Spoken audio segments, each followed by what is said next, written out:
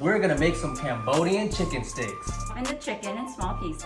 Once you chop your chicken, it's gonna look something like this. Marinate the chicken with เครื่อง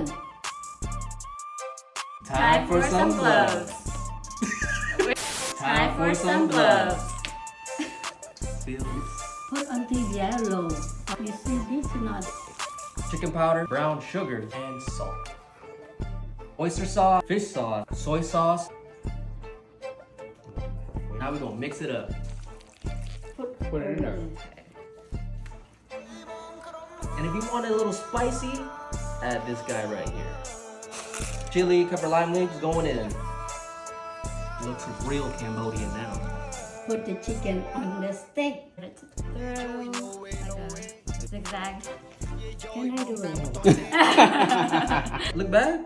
Look Diana did. See? Look at my beautiful Yeah. masterpiece. Now we're gonna throw it on the skillet. Preheat it on high, but then you're gonna lower the temperature. You wanna cook it low and slow. Put a lid on so it can cook more thoroughly.